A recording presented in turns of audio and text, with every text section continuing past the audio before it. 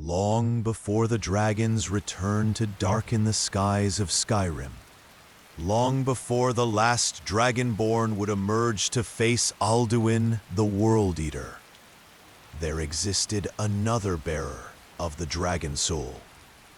His name was Miraak, and his story begins in the ancient days when dragons ruled as gods over the mortals of Tamriel. This is the complete tale of the first dragonborn, a being whose ambition would shake the very foundations of reality, and whose influence would echo across millennia. In the distant Merithic era, when time itself was young and the world bore little resemblance to the Tamriel we know today, the ancient Atmorans brought with them across the Sea of Ghosts a religion that would define an age. They worshipped dragons not as mere beasts, but as divine entities deserving of absolute reverence. At the apex of this draconic pantheon sat Alduin, the World Eater, whose very breath could unmake reality itself. These Nordic settlers established a rigid hierarchy, with dragons at the summit, followed by their mortal intermediaries, known as dragon priests, then various ranks of cultists, and finally the common people, who existed solely to serve and provide tribute. The dragon cult represented more than mere religious organization. It was a totalitarian system that governed every aspect of life in ancient Skyrim and Solstheim. The priests wore elaborate masks that marked their status and wielded powers that made them nearly godlike in the eyes of ordinary mortals.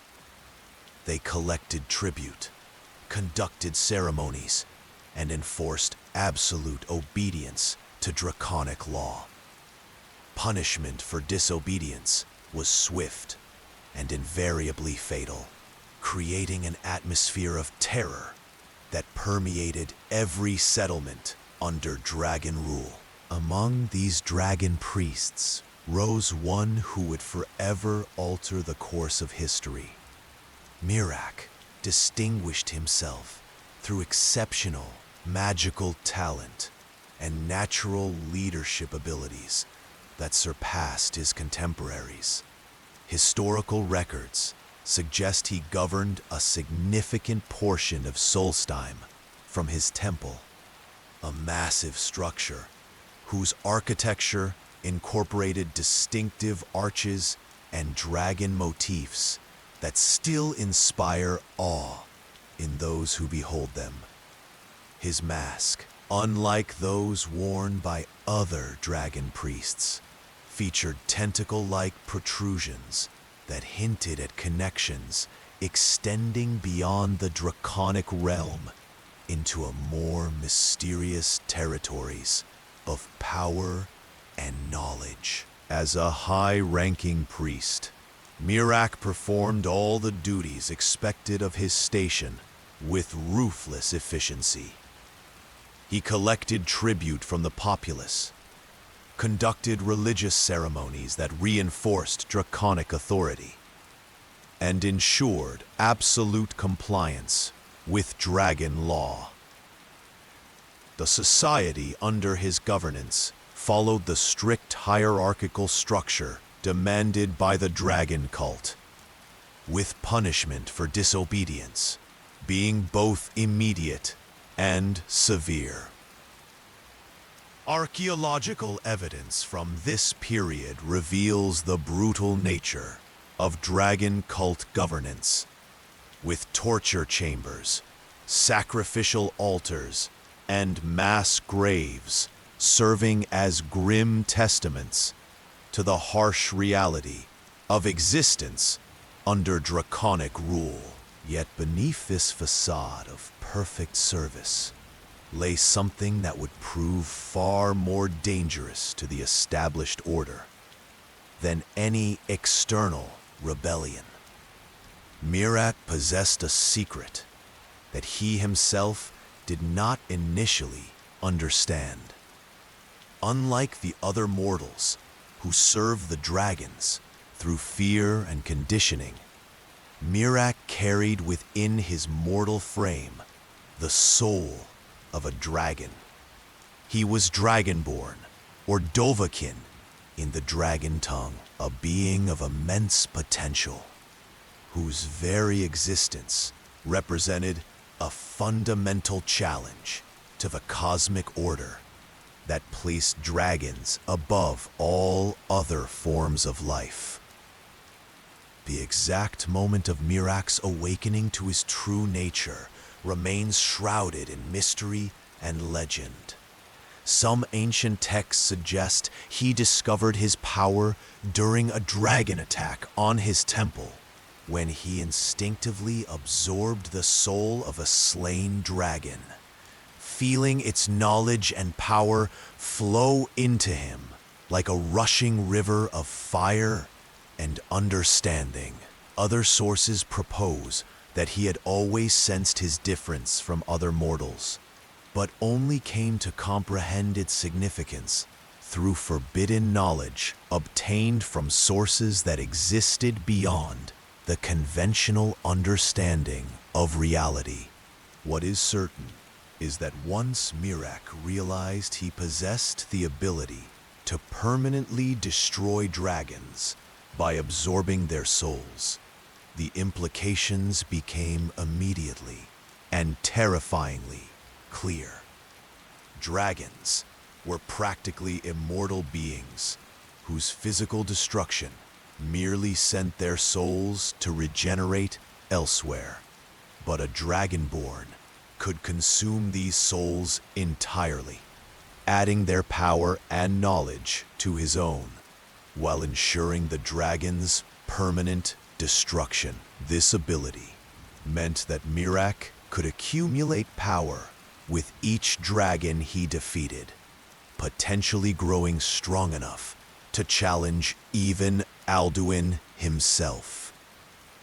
The traditional Nordic legends describe how this revelation fundamentally altered Miraak's perspective on the established order.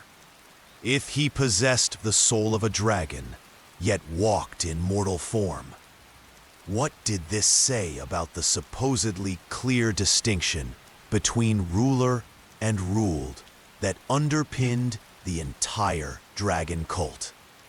This philosophical crisis, combined with his growing understanding of his own potential, led Miraak to contemplate something that had previously been unthinkable: open rebellion against the dragons themselves.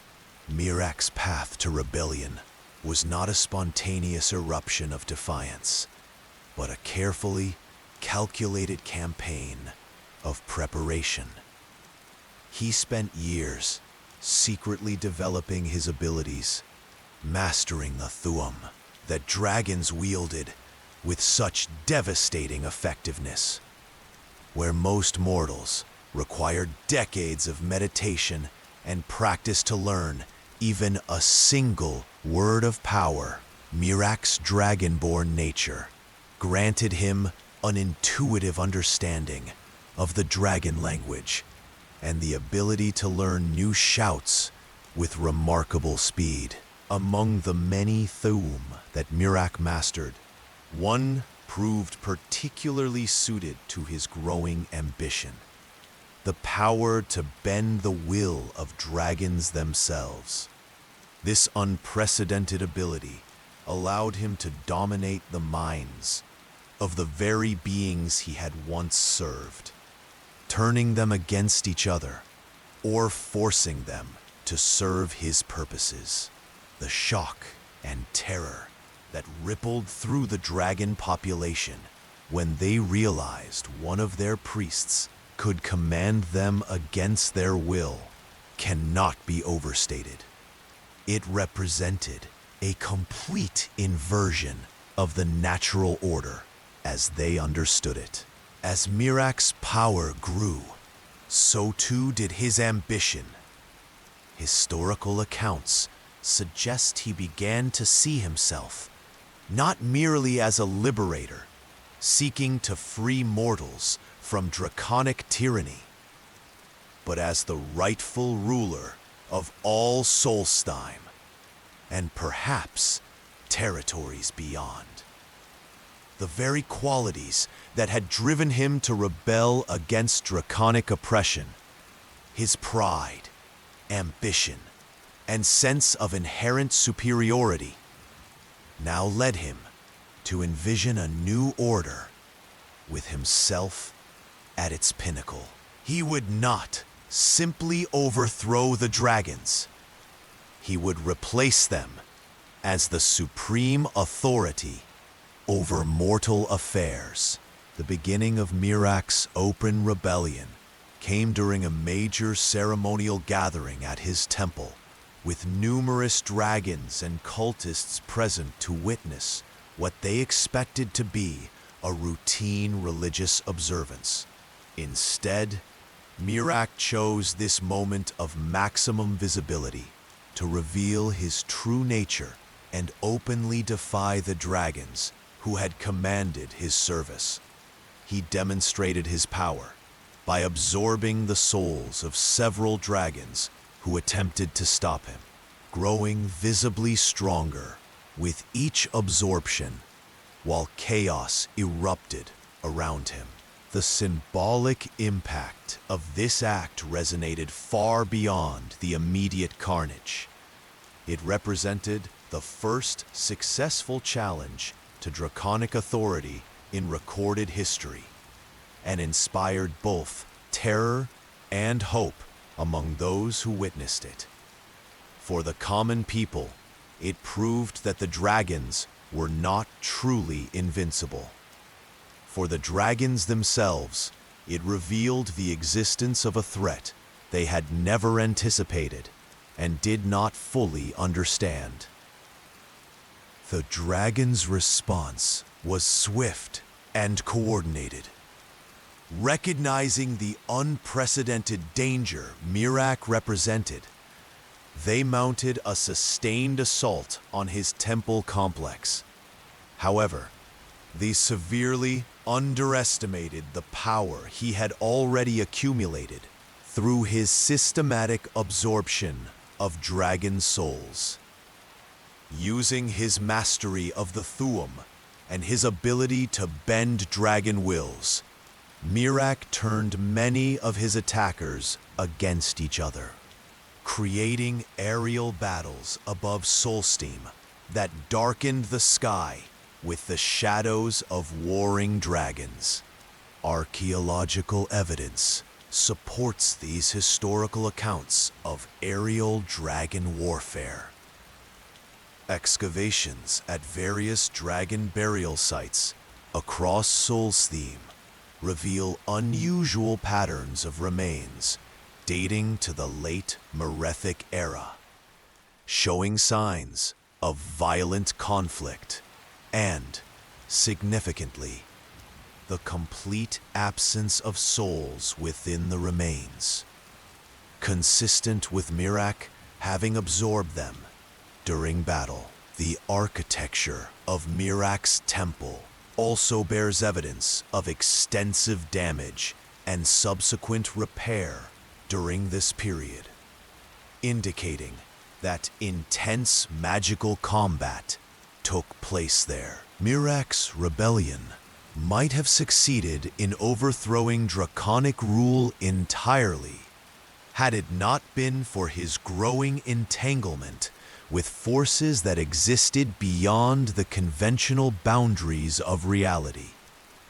As his conflict with the dragons intensified, Miraak sought additional sources of power and knowledge to ensure his victory.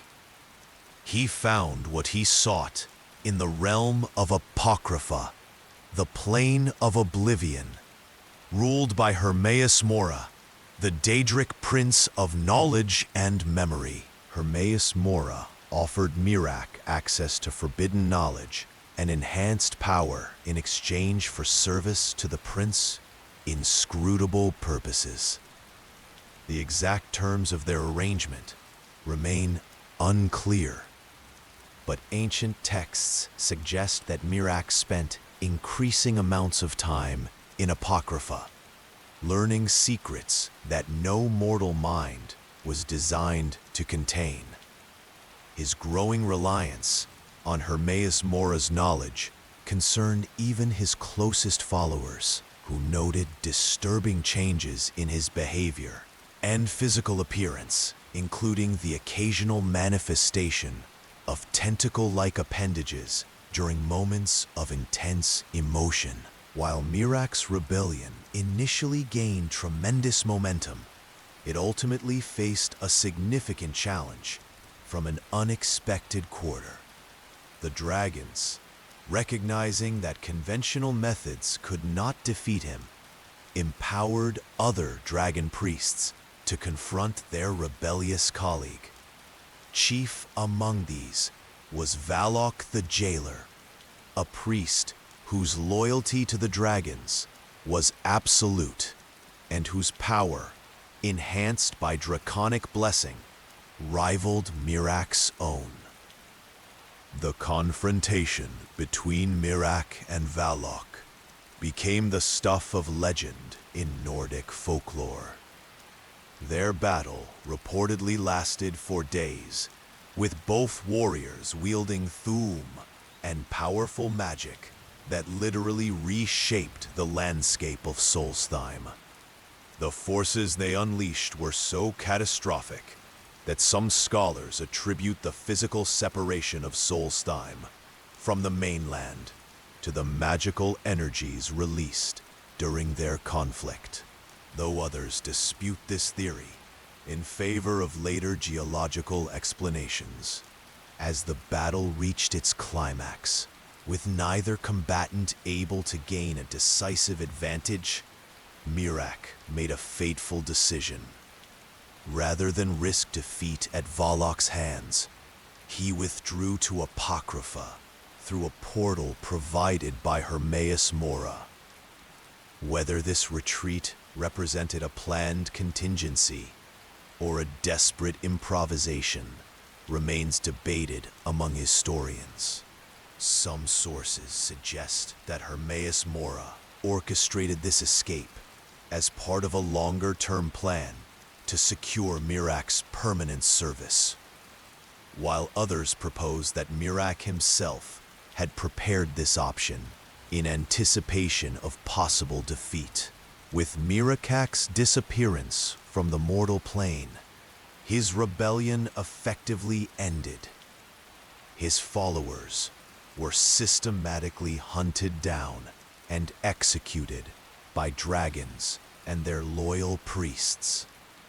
Valok received the specific task of ensuring that Miraak never returned to Nirn, earning him the epithet the Jailer for his role in containing this unprecedented threat. The dragons ordered all official mention of Miraak stricken from records, attempting to erase the memory of the first mortal who had dared to challenge their divine authority. Despite this campaign of deliberate historical erasure, Miraak's legacy persisted in Nordic oral tradition. Stories of the first Dragonborn were passed down through generations, evolving into myths and legends that would eventually be recorded in texts that survived into later eras. These stories served dual purposes as both warning and inspiration, reminding future generations of the dangers of hubris, while simultaneously proving that dragons were not truly invincible gods beyond mortal challenge.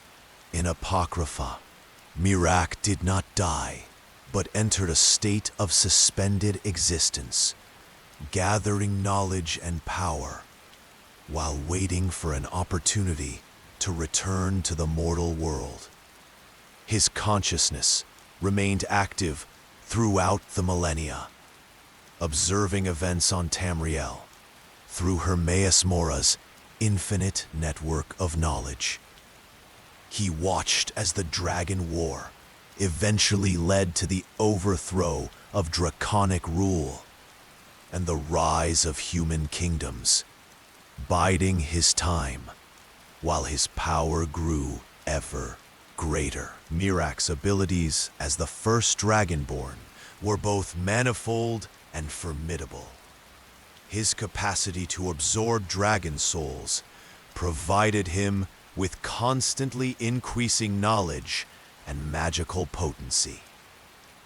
Historical accounts suggest he destroyed dozens of dragons during his rebellion, accumulating power that rivaled the strongest of their kind. His mastery of the Thu'um exceeded even the standards that would be set by later Dragonborn individuals, with ancient texts describing his ability to breathe fire and frost, bend the will of both dragons and mortals, move with supernatural speed, and assume aspects of ethereality that made him nearly invulnerable to conventional weapons. Beyond his Thu'um abilities, Miraak was an accomplished traditional mage whose artifacts demonstrated sophisticated enchantments that were advanced even by dragon cult standards. His staff could channel devastating energy that reduced opponents to ash within seconds, while his robes enhanced his magical abilities through techniques that drew ambient energy from the environment itself. Most distinctive was his mask, which not only marked his status, but served as a focus for his magical abilities and his connection to Hermaeus Mora's realm. The sources of Miraak's power extended beyond his natural dragonborn abilities to include knowledge gained through his pact with Hermaeus Mora. This forbidden learning allowed him to develop techniques that combine draconic Thu'um with Daedric magic, creating hybrid abilities that had never before been seen in Tamriel. His understanding of dimensional boundaries enabled him to create stable connections between Nirn and Apocrypha, while his expanded consciousness could monitor events across vast distances through networks of magical sensors. When the Dragon War began in earnest across Skyrim, the rebels naturally sought allies among those with power and influence sufficient to challenge draconic authority. Miraak, already established as Dragonborn, and having demonstrated his ability to permanently destroy dragons, seemed an obvious choice for alliance against their common enemy. Historical records from Sky Haven Temple indicate that the Tongues, the legendary masters of the Thu'um who led the rebellion, sent emissaries to Solstheim, seeking to forge a partnership with Miraak. The response they received shocked even these battle-hardened rebels. Miraak flatly refused to join their cause, dismissing their rebellion as beneath his concern and declaring that he served no one but himself. According to preserved accounts, he told the emissaries to let the dragons come to him and bow before their new master, revealing that his goal was not liberation from tyranny, but the establishment of his own supremacy over both dragons and mortals alike. This refusal represented more than mere arrogance. It was a calculated decision that revealed Miraak's true ambitions. Archaeological evidence from his temple includes stone tablets depicting him seated on a throne, with both dragons and humans prostrating themselves before him, providing tangible proof of his aspirations to universal dominion. His rejection of alliance with the tongues came after his initial rebellion, but before his final confrontation with Valak, suggesting that his exposure to Hermaeus Mora's knowledge had already begun reshaping his goals from liberation to conquest. Without Miraak's support, the tongues were forced to develop alternative methods for combating dragons. This necessity ultimately led them to create Dragonrend, a shout specifically designed to force dragons to experience mortality and finitude, concepts entirely alien to their immortal nature. The development of this shout marked a crucial turning point in the Dragon War, allowing mortal rebels to fight their oppressors on more equal terms, while Miraak consolidated his own power on Solstheim. Central to Miraak's growing strength was his relationship with three particular dragons: Saaratar, Kruzikrel, and Relanakiv.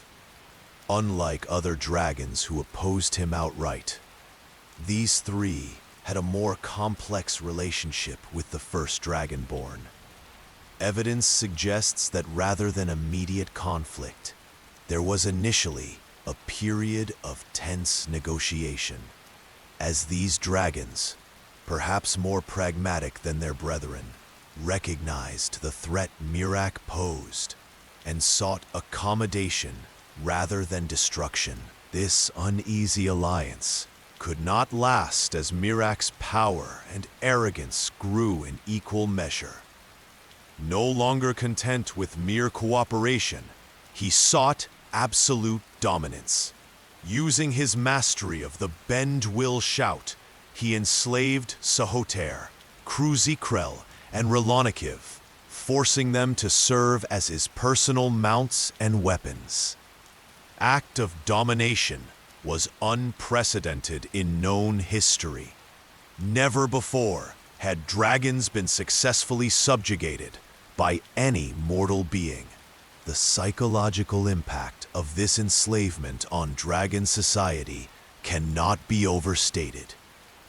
Dragons, who define themselves through their absolute freedom and inherent superiority, now face the horrifying prospect of losing their autonomy to a being they had previously considered inferior.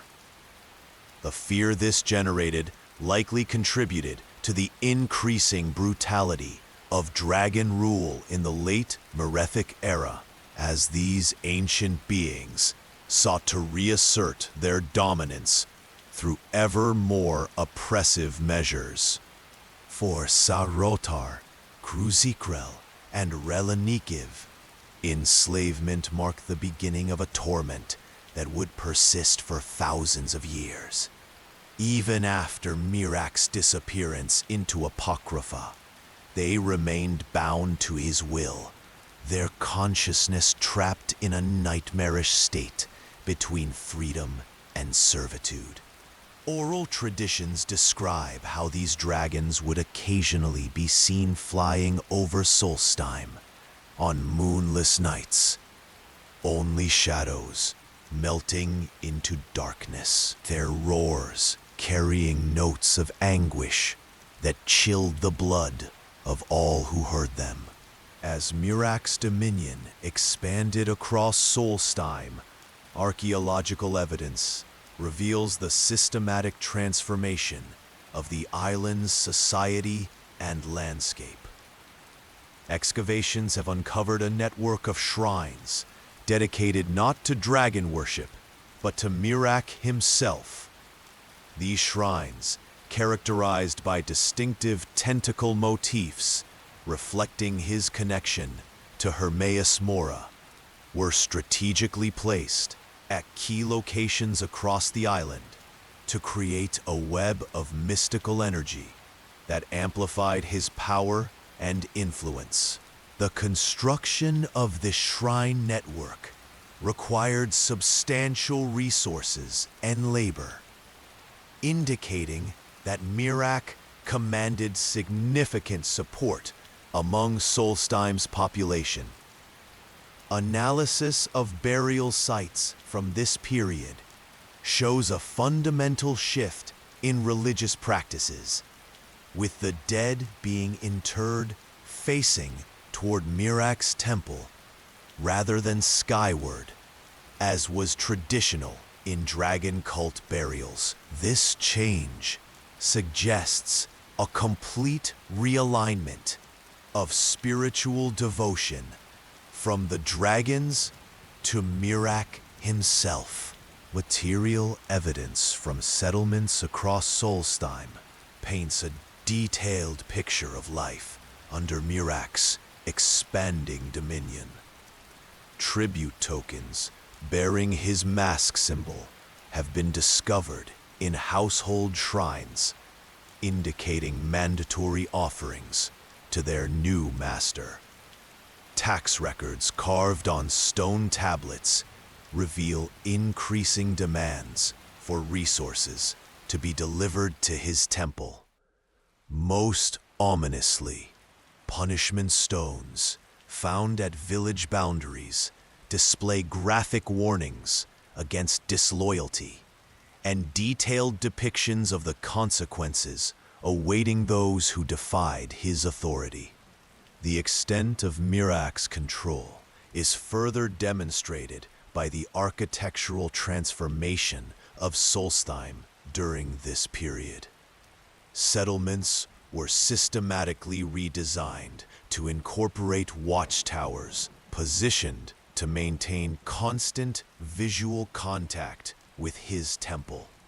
Roads were straightened and widened to facilitate rapid movement of his followers across the island. Even the placement of wells and granaries fell under centralized control, creating dependencies that reinforced his authority over every aspect of daily life. A remarkable document known as the Lament of Hrothgoth, discovered hidden within a burial chamber, provides rare first-hand insight into Miraak's transformation from priest to tyrant. Written by a Mead Hall chieftain who witnessed this evolution, the text describes how Miraak's physical appearance began changing as his power increased and his connection to Hermaeus Mora deepened. His eyes developed an unnatural green luminescence. His skin occasionally rippled with what appeared to be tentacles moving beneath the surface, and his voice gained multiple layers, as if several entities spoke simultaneously when he issued commands. These disturbing changes frightened even Miraak's most devoted followers, who began questioning whether their master remained fully human. His quest for power extended beyond political dominance to obsessive accumulation of arcane knowledge. Hidden chambers beneath his temple contained apparatus for dangerous magical experimentation, with analysis revealing attempts to merge draconic power with Daedric magic, a combination that likely contributed to the instability later observed in his control over Solstheim. Particularly significant was Miraak's growing obsession with black books, the artifacts of Hermaeus Mora that served as portals to Apocrypha. He dispatched expeditions across Tamriel to locate these dangerous items, regardless of the cost in lives or resources. Each book he acquired expanded his knowledge, while simultaneously deepening his dependence on the Daedric Prince, creating a cycle that gradually eroded his autonomy and transformed him from master to servant. The psychological impact of this knowledge acquisition is evident in the progression of Miraak's decrees preserved in stone edicts throughout Solstheim. Early proclamations focused on practical matters of governance and tribute collection. Later edicts became increasingly bizarre, demanding meaningless observances, such as citizens speaking only in reverse on certain days, or constructing elaborate symbolic patterns with colored stones in their fields. These requirements served no practical purpose, but reflected Miraak's deteriorating mental state and growing detachment from mortal concerns. By the time the Dragon War reached its climax in Skyrim, Miraak had established himself as the undisputed ruler of Solstheim, wielding power that equaled or exceeded that of the dragons themselves. His temple had become the center of a personality cult that blended elements of dragon worship with veneration of his unique status as Dragonborn. Stone markers delineating his territorial boundaries extended as far as the northern coast of mainland Skyrim, indicating influence that reached well beyond Solstheim itself. The nature of Miraak's rule became increasingly tyrannical as his power reached its zenith.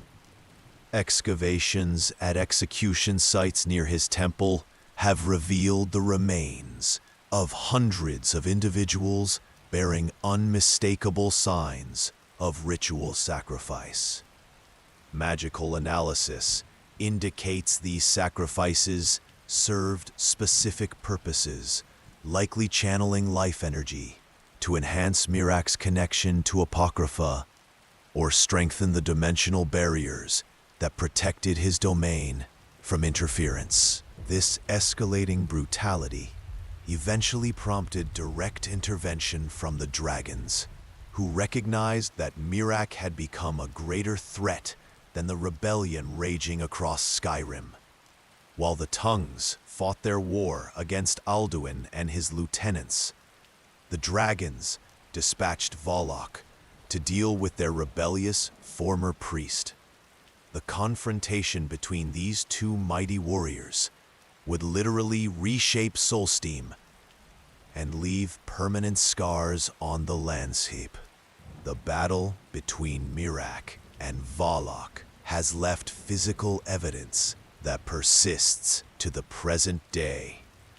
The Skull people of Solstheim speak of the Sundering, when their island was supposedly torn from the mainland during this legendary confrontation.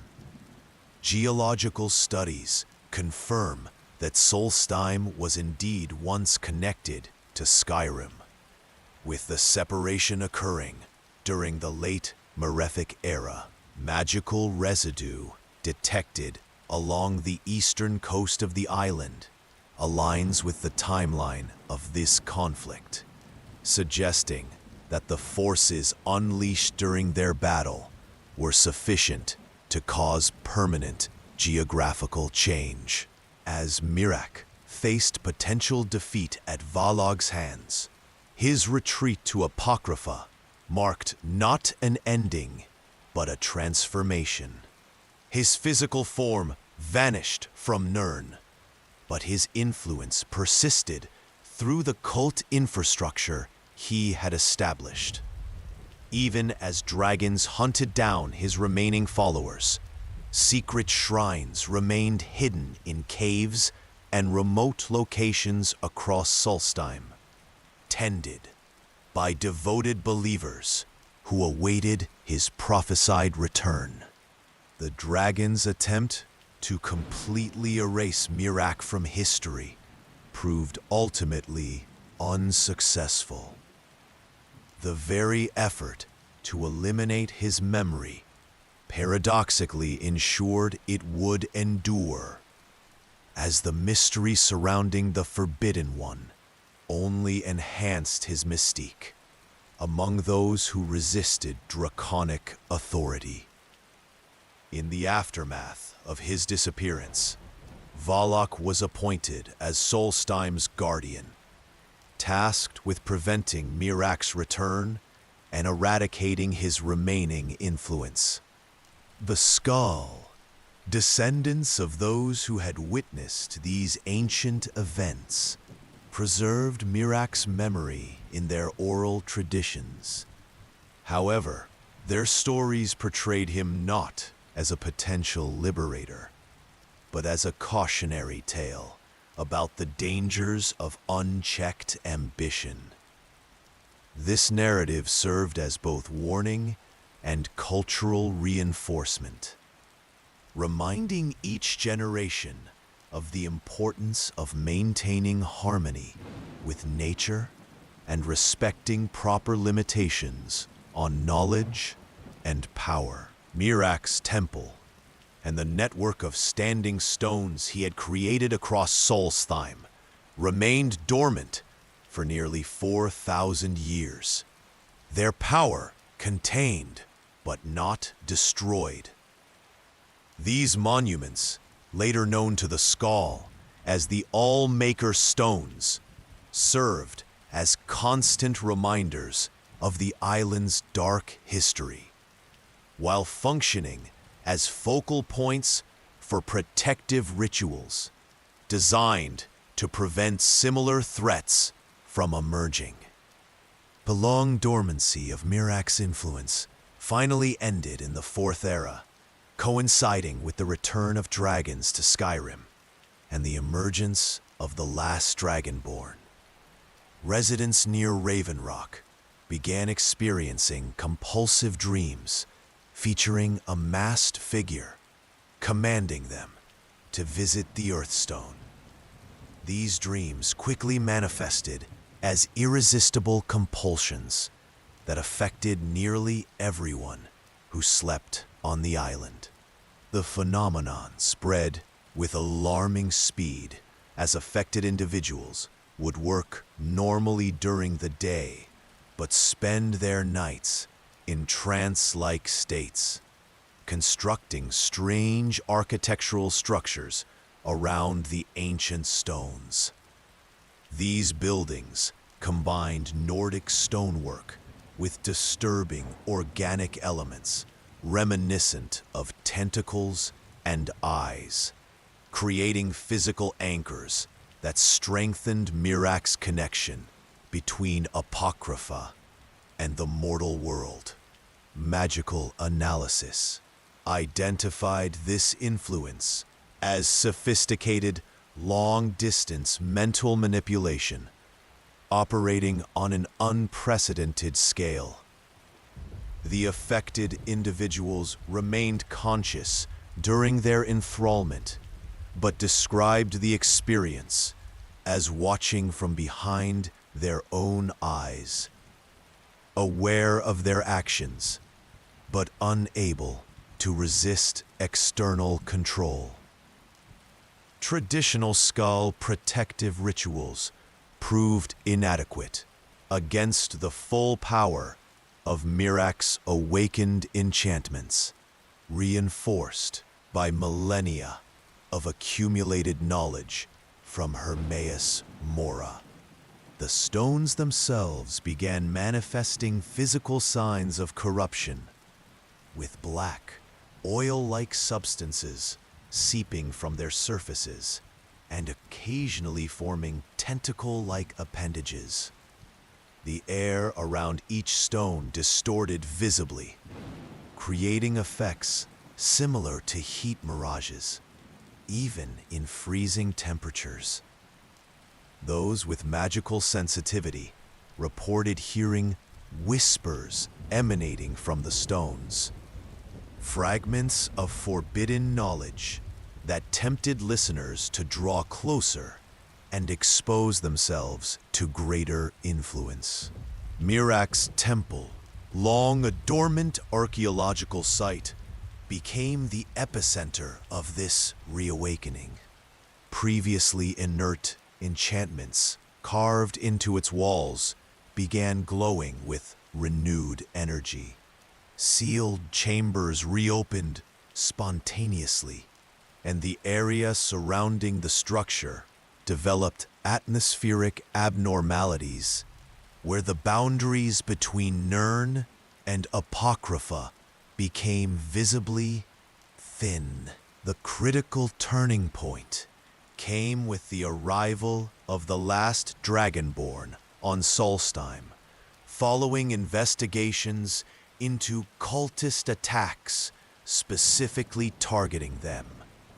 Unlike ordinary visitors, the last Dragonborn demonstrated partial immunity to Miraak's influence, their dragon soul providing resistance against complete enthrallment.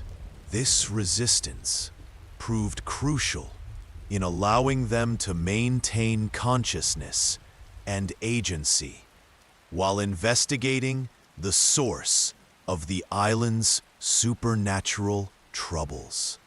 The last Dragonborn's investigation led to the discovery of the Black Book, Waking Dreams, within Miraak's temple, one of the Daedric artifacts he had used to establish his original connection to Hermaeus Mora. Reading this book provided direct access to Apocrypha, and the first encounter with Miraak himself, who had spent millennia in the Daedric prince's realm, accumulating power and waiting for the opportunity to return. The confrontation between the first and last Dragonborn took place across multiple encounters, with Miraak initially appearing as spectral projections to claim dragon souls before the last Dragonborn could absorb them. This ability to intercept soul absorption demonstrated his growing power, while revealing his strategy of gathering draconic energy to fuel his return to the mortal plane. The resolution of this conflict required the last Dragonborn to cleanse the corrupted All-Maker stones across Solstheim, while simultaneously navigating Apocrypha through various black books to confront Miraak directly in his domain.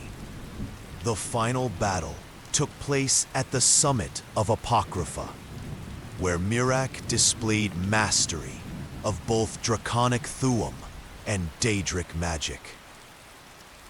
Commanding his 3 enslaved dragons while utilizing abilities that blurred the boundaries between different planes of existence.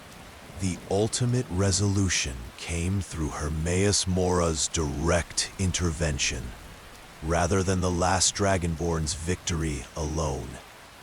The Daedric prince, having identified a potentially more valuable servant in the last Dragonborn, determined that Miraak had outlived his usefulness. As Miraak prepared to complete his return to Nirn, Hermaeus Mora impaled him with a tentacle, absorbing his soul and accumulated power directly This betrayal revealed the true nature of Miraak's position throughout his imprisonment. What he had perceived as gradual progress toward eventual escape had been permitted by Hermaeus Mora as part of a longer manipulation.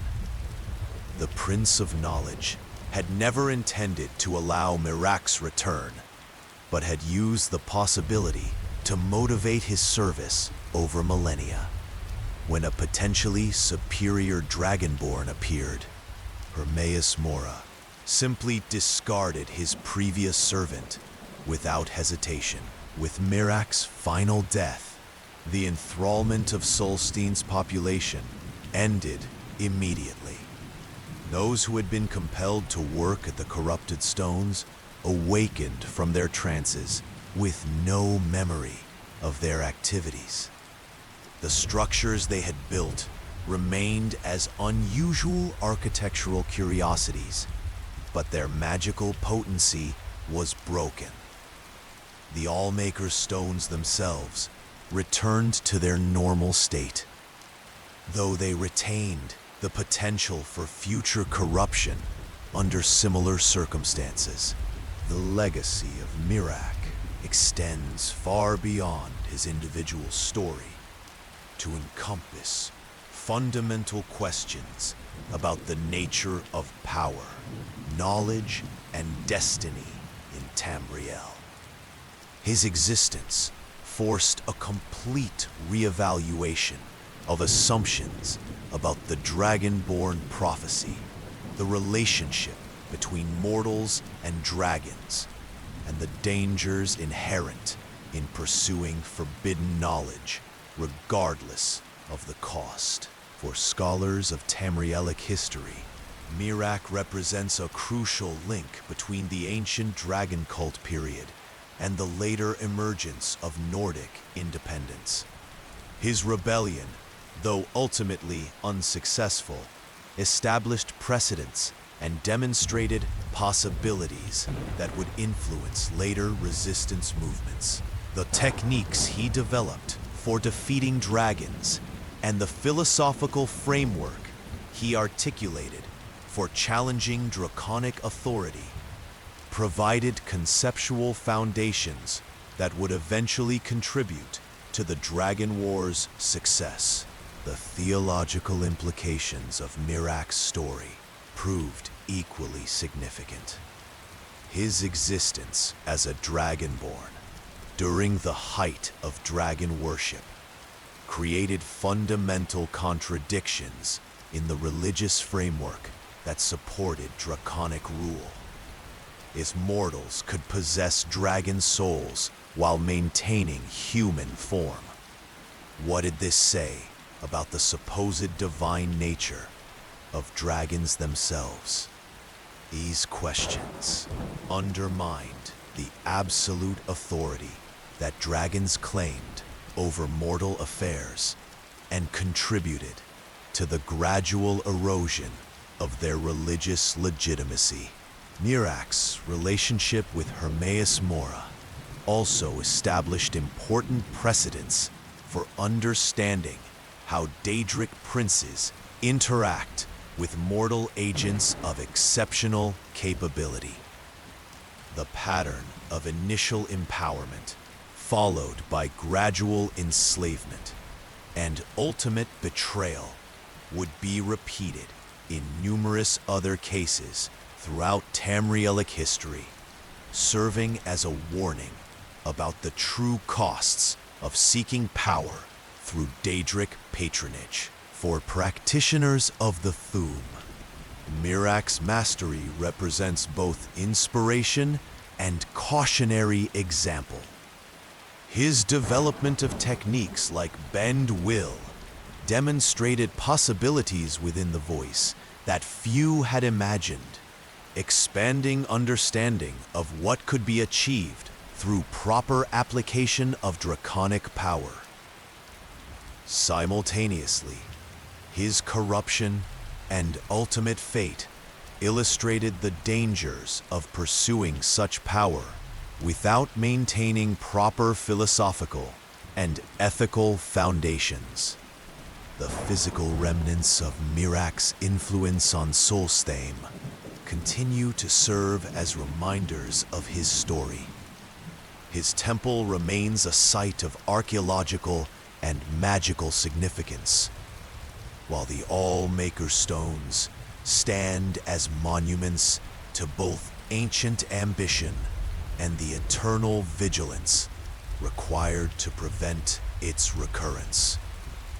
The Skull maintain their traditional protective rituals, adapted to incorporate lessons learned from his attempted return, ensuring that future generations remain aware of the threats that ambition, unchecked by wisdom, can create. Perhaps most significantly, Miraak's story serves as a meditation on the nature of identity and consciousness when exposed to knowledge that transcends normal mortal limitations.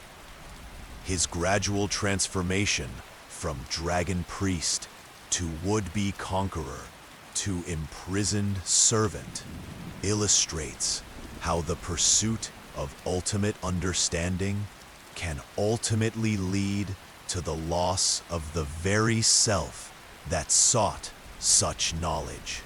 The tentacles that increasingly manifested around him were not merely symbols of Hermaeus Mora's influence, but representations of how his own identity had become entangled with forces beyond his comprehension or control. The philosophical implications of Miraak's worldview continue to resonate with scholars and mystics who study the deeper patterns underlying Tamrielic history. His rejection of predetermined hierarchies and insistence on meritocratic principles challenges conventional assumptions about divine authority and social organization. While his methods were undeniably destructive, the questions he raised about the legitimacy of power, based solely on inherent nature rather than demonstrated capability, remain relevant to ongoing debates about governance and justice. In the final analysis, Miraak stands as perhaps the most complex and tragic figure in the entire Elder Scrolls mythos. His story encompasses themes of ambition and hubris, knowledge and corruption, freedom and enslavement, identity and transformation. He achieved powers that rivaled those of gods, while simultaneously losing the essential humanity that might have made such power meaningful. His rebellion against tyranny led to the establishment of an even more oppressive system, while his pursuit of ultimate knowledge resulted in the complete loss of autonomy. The first Dragonborn's tale serves as both warning and inspiration, demonstrating the tremendous potential that exists within mortal beings, while illustrating the catastrophic consequences. Through his rise and fall, Miraak embodies the eternal tension between the desire for transcendence and the necessity of acceptance, between the pursuit of individual greatness and the recognition of interdependence with others. His story reminds us that true power lies not in the ability to dominate others or accumulate endless knowledge, but in understanding one's proper place within the vast web of existence and acting in harmony with, rather than opposition to, the fundamental patterns that govern reality itself. The echo of his voice, once capable of bending dragons to his will, now serves as a whisper across the centuries, carrying both promise and warning to those who would follow similar paths. In the end, Miraak achieved a form of immortality, not through the power he accumulated or the dominion he established, but through the lessons his story teaches about the nature of ambition, the cost of knowledge, and the eternal struggle between individual will and cosmic order that defines the mortal condition in all its tragedy and potential.